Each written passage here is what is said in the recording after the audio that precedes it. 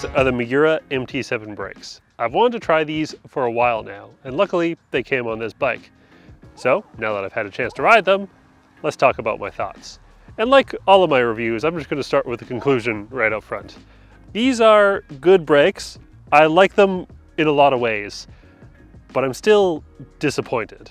And okay, well, let's talk about that. Now, part of the problem, not with these brakes, but maybe for Magura and, well, for a lot of brake manufacturers, is there's a lot of really good brakes out.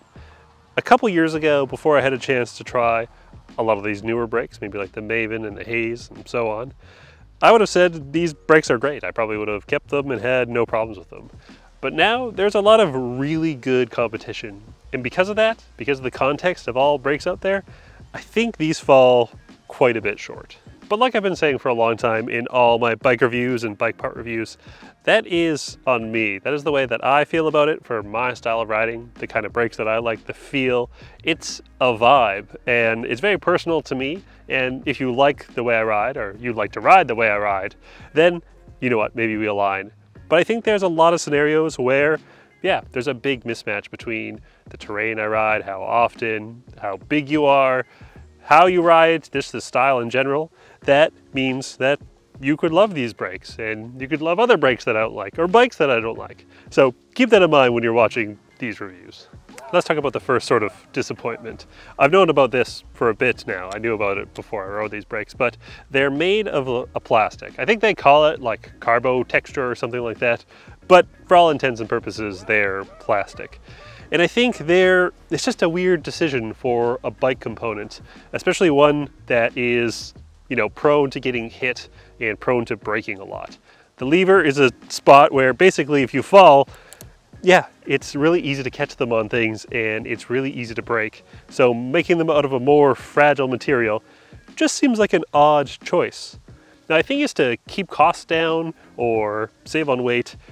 I barely care about saving on weight on so many parts of my bike. Brake levers are really low on the list of places where I care about weight. Okay, let's move a bit away from the complaints so much, and let me explain why it's a bit disappointing that these brakes are made out of this plastic material. They feel really good. Not so much the dead stroke. The dead stroke feels very, I don't know, code-esque. It's a little stiff for my liking. But the actual feel, you know, when your hands are on the grips and the way it hooks the finger, it's very nice. And the way the bite point feels and the way the pull kind of feels and how it engages, that's all very good. Maybe some of the best feeling brakes in terms of like lever feel in the hand I've felt. I really like them. And so that's why it's disappointing that, yeah, they're made out of a very fragile material that I think the general consensus is that everyone dislikes it. And the weird part is, I think if I was Magura, they should just offer, okay, keep it plastic, you know, keep all the costs down or whatever, just offer a premium metal tough version of this and charge an extra whatever amount, because I think Magura has a good following. I think the people that like these brakes really like them, and I totally get why you'd like them. And so if I was one of those people, yeah, I would just opt to pay more money to have, like, you know, a stronger lever. I know they do a bunch of actual levers, the actual lever part. Yeah, I think the lever is some sort of Pro edition, but it's got a bunch of adjustments that you can get. And yeah, the adjustability on these brakes is very good. You can basically get them to feel however you want. You can kind of angle everything just right. So in terms of ergonomics, that's the word I'm looking for. The ergonomics of the brake are very good. I really like them. In terms of aesthetics, you know, kind of indifferent. I think they look good. You know, I would say like 7 out of 10, 6 out of 10, or 5 is average. I would say, yeah, they're slightly above average. Maybe that's because over here in North America, you don't see them too often. So maybe there's a bit of a uniqueness factor to them, but I'm a fan of these radial brakes.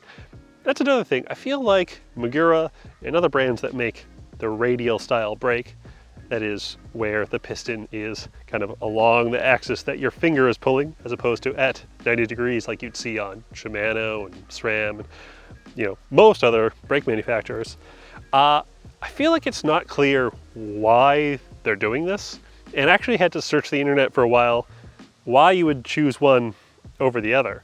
And yeah, I just feel like maybe it's written on some page somewhere, but I looked and yeah, I couldn't easily find it anyway. It's my understanding that these radial style levers sacrifice things like modulation a bit for a more direct bite point feel. And yeah, I quite like that. Like I said, the actual ergonomics of the lever in the hand and the bite point are very good. I really like them. If the dead stroke was a little bit lighter, maybe quite a bit lighter, I would say they are amazing. They are mineral oil, which I like, and they're also relatively easy to bleed, so no complaints there. Like a lot of manufacturers, their brake can be taken on and off without removing all the grips and stuff. These kind of this 2-bolt design, which is, yeah, really good. I think it's just easy, slap it on there. I find SRAMs, sometimes it's hard to get the bolt like in there and like twist it, and the single bolt thing's a bit tricky. Yeah, I like kind of this 2-bolt design, you just put it in there. That being said, I know for sure like the MT5s had like a wood screw that they would use. And again, we're going into this plastic lever. It's just easy to strip, you know, that piece and over torque them and things like that. Again, problem fixed by just having a hardier lever made out of aluminum or something. Yeah, it always gonna, all the lever complaints are just gonna come back to this carbo texture plastic material they use. These MT7s also only have the lever adjust, so they don't have a bite point adjust. That being said, they've been pretty good for having a good feeling bite already. So yeah, I haven't felt the need to play around with the bite point. And the reach adjust isn't toolless, but it's a little Allen key on here. Once you get them set though, you're more or less gonna leave them where they are. But okay, let's talk about the caliper and how these brakes actually feel to ride. There's nothing too crazy going on with the calipers. It's a one-piece all-metal design. I mean, it's all metal, which is nice.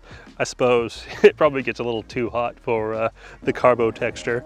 And yeah, it's a normal looking caliper. The one thing Magura does differently is instead of one big pad, they've got 2 sets of separate pads. And yeah, I'm not totally sure why they do this. I mean, I'm assuming it's some sort of slightly better braking characteristic or heat or something like that. But in practice, whatever it's doing, I haven't really noticed. Because when it comes to riding these brakes, I just find them, at least at the very top end of power, there's a lot to be desired. I find myself in more aggressive technical moves, just really hammering the brakes as hard as I can. And now, I'm a bigger guy, and I am talking about pretty aggressive moves, like not casual trail riding. We're talking things in Squamish and Whistler and the shore, where you really need to go from going pretty fast or coming down a steep roll and just hammer the brakes hard. Yeah, these, after riding brakes like the Mavens, the Hope, Hayes, yeah, these fall quite a bit short. One thing I kind of always do to gauge the top end power of a brake, kind of when I'm first getting a feel for them, is, you know, if I'm sitting down, I'm rolling around on the street, and I hammer the front brake, what does that feel like? Do I kind of just slide along as I slow down, or do the brakes lock up? In the case of, say, the Mavens, they lock up. You hammer the brake pretty hard, and yeah, the front wheel stops, and you basically are into a forced endo. That might be bad for some people, but I really like that. These are the opposite of that. It's kind of like a modulated slide. And yeah, when it comes to doing big moves, that just doesn't give me a lot of confidence. And I find, yeah, when you're really hammering the brake as hard as you can, it's hard to focus on also riding a feature. And so, yeah, that's why I would say these brakes aren't exactly for me. And although I like so much about them, I'm just a bit disappointed in how they actually ride.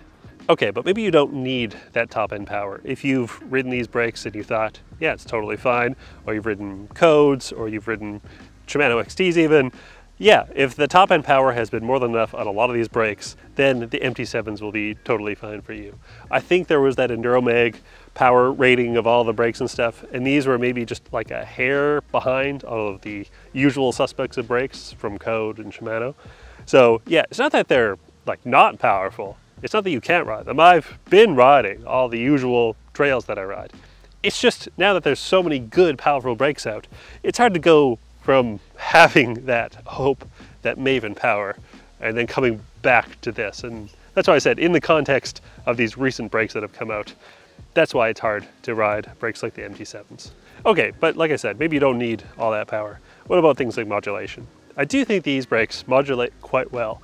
And I actually decided to look at some other reviews, and I noticed other reviewers said they didn't get a lot of good modulation out of them. And I think because they are kind of underpowered for my weight and riding style, yeah, I end up being able to modulate the front especially pretty well. I really don't find it locking up. I don't find the rear really locking up that much or at all.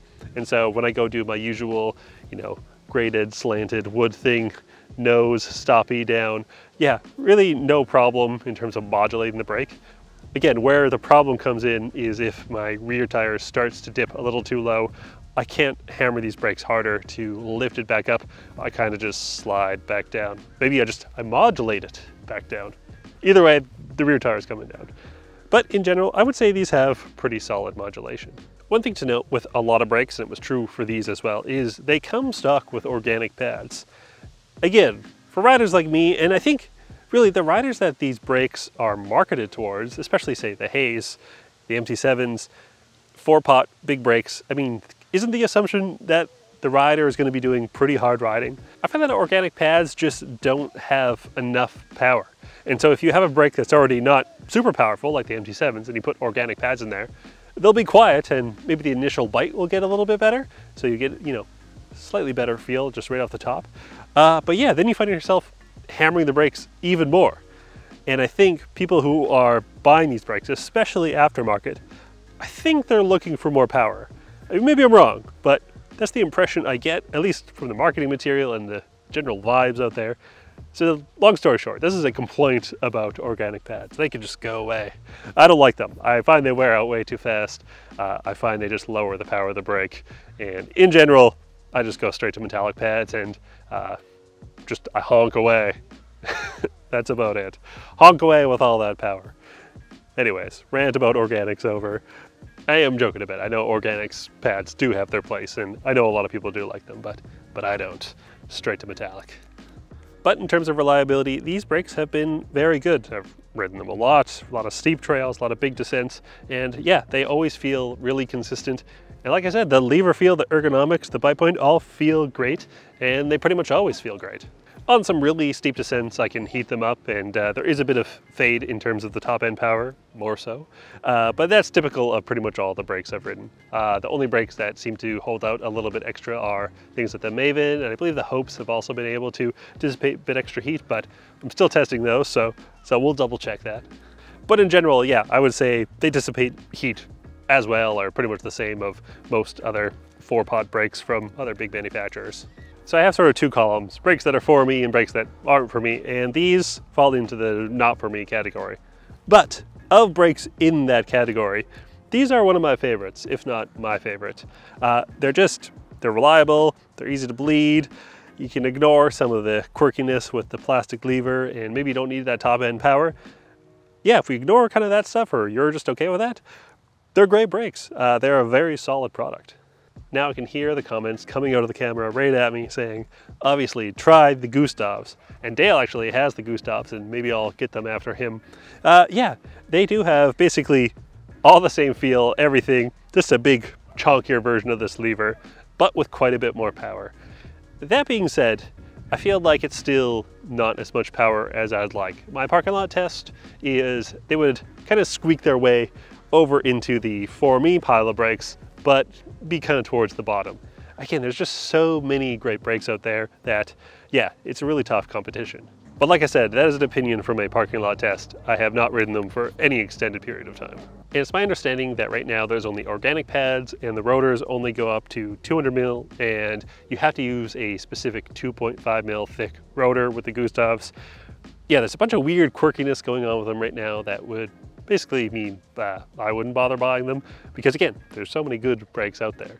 Why would you compromise on dealing with these weird things that Magura's decided to do? That being said, I might try and borrow them from Dale and give you a full review of the Gustavs, because I might be completely wrong and this will just be a very embarrassing video clip. So okay, to summarize, a very good brake, reliable, very ergonomic, solid feeling bite point, brakes that don't fade, good modulation, a lot to like about them. Really just missing that top end power for me and a stronger lever. Give me an aluminum lever and a more powerful caliper or something, figure something else out down there, and yeah, I would definitely ride these brakes. Oh, and the dead stroke. The dead stroke is a little stiff for my liking.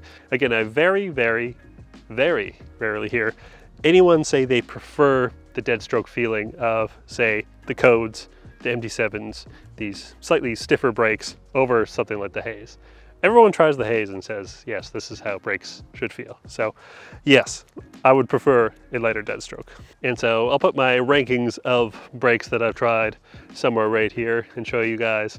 Again, basically all based on vibes. Dale's got the Dale scale. Well, it's all numbers and things that are like objective and thought has been put into it. Mine's all vibes and feelings. Dale can have his Dale scale, but we're gonna have Nick's picks. That makes sense. All right, if I missed anything about these brakes, you have any questions you want to ask me, or if you've ridden these brakes and I've said something completely wrong, or there's a comment that you just want to leave it down in the comments, and thanks for watching. I'll see you guys in the next one.